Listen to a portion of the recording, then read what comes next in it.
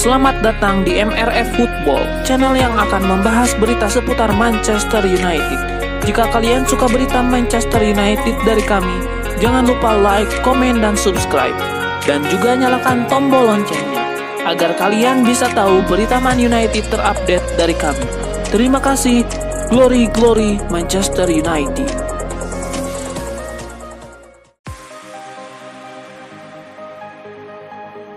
Manchester United dapat menemukan penerus ideal untuk Christian Eriksen langsung dari akademi mereka tanpa perlu mengeluarkan biaya transfer. Nama yang menjanjikan itu adalah Jim Twight, talenta muda yang sedang bersinar bersama MU U18. Pada Senin malam, tim U18 Setan Merah kembali menunjukkan performa impresif dengan mengalahkan Middlesbrough 3-1, sekaligus memperkukuh posisi mereka di puncak klasemen Premier League U18.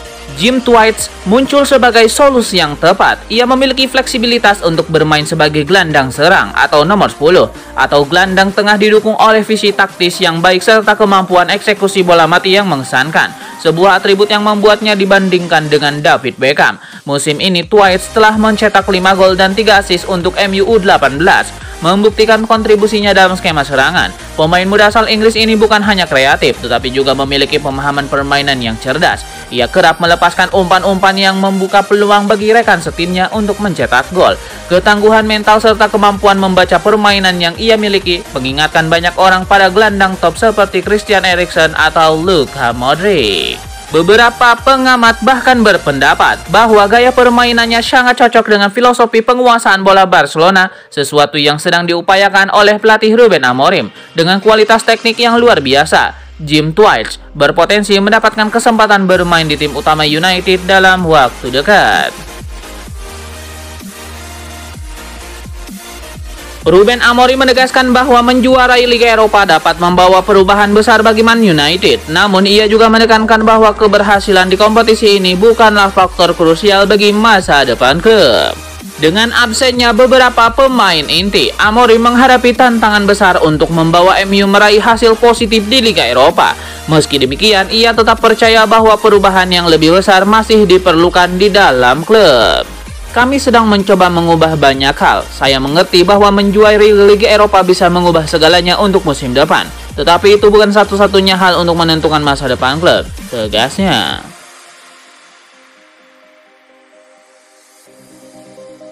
Manchester United harus mencari solusi murah di bursa transfer. Anggaran mereka dipangkas drastis untuk musim depan. United beresiko absen dari kompetisi Eropa musim depan sehingga akan membuat pemasukan berkurang. Hal ini mempengaruhi rencana belanja pemain. Ruben Amorim harus kreatif dalam membangun skuadnya. Pemain gratis bisa menjadi opsi terbaik untuk memperkuat tim. Beberapa nama menarik akan tersedia tanpa biaya transfer. Mereka bisa menjadi tambahan berharga bagi skuad Manchester United. Berikut ini 5 pemain free agent yang bisa direkrut Manchester United musim panas ini. Nama pertama Jonathan Tah. Yang kedua, Angel Gomez. Ketiga, Tariq Lamptey. Yang keempat, Olivier Boschagli. Yang kelima, Frank Anguissa. Mantan bek Manchester United Mikael Silvestre menyarankan agar Roy Keane kembali ke Old Trafford untuk membantu Ruben Amorim. Menurutnya kehadiran Roy Keane bisa memberikan dampak positif bagi tim, terutama dalam hal kepemimpinan dan mentalitas pemain. Mikael Silvestre mengungkapkan bahwa Roy Keane memiliki kualitas kepemimpinan yang dibutuhkan MU saat ini. Menurutnya, Roy Keane selalu memperlakukan semua orang secara adil, baik pemain baru, senior maupun pelatih. Silvestre yakin bahwa kehadiran Roy Keane akan membantu membangun mental pemain muda yang cenderung lebih sensitif terhadap kritik. Ia mencontohkan bagaimana generasinya dulu lebih tahan banting menghadapi tekanan. Silvestre menyoroti perbedaan mentalitas pemain generasi sekarang dengan generasinya dulu. Ia mencontohkan Joshua Zirkzee yang meminta maaf di media sosial setelah gagal mencetak penalti melawan Fulham. Menurut Silvestre, pemain seperti Paul Scholes tidak pernah meminta maaf meski melakukan kesalahan besar. Ia menekankan bahwa kegagalan adalah bagian dari olahraga profesional dan pemain harus bisa bangkit. Mikael Silvestre mengkritik respon pemain generasi sekarang terhadap kritik yang dinilainya lebih sensitif dibandingkan pemain di masanya. Menurutnya, hal ini menjadi masalah karena pemain sekarang cenderung sulit menerima masukan, bahkan yang bersifat membangun. Silvestre menyarankan agar Roy Keane dilibatkan dalam skuad MU untuk mengubah dinamika tim. Ia yakin bahwa kehadiran Roy Keane akan membantu pemain muda menghadapi tekanan dan kritik dengan lebih baik.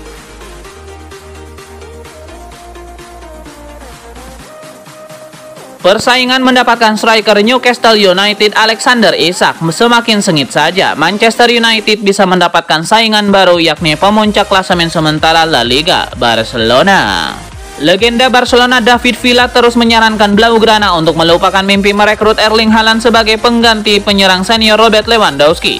David Villa meminta Barcelona mengalihkan fokus mengejar Alexander Isak ketimbang Erling Haaland. Barcelona pun harus saling sikut dengan MU dan PSG bila ikut berburu Isak musim panas nanti. Di mata David Villa, Isak akan cocok bermain bersama Barcelona dan bakal menjadi tambahan amunisi yang menjanjikan. Apalagi Isak tidak akan kesulitan beradaptasi dengan La Liga dan sebelumnya pernah cukup lama main di tanah Spanyol.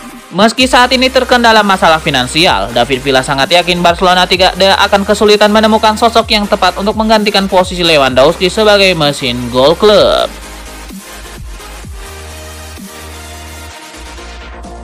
Manchester United sedang bernegosiasi dengan Kobbie Mainoo untuk memperpanjang kontraknya dan mengamankan sang gelandang muda dari incaran klub-klub besar. Namun pemain berusia 19 tahun ini dikabarkan mengajukan permintaan gaji yang luar biasa tinggi.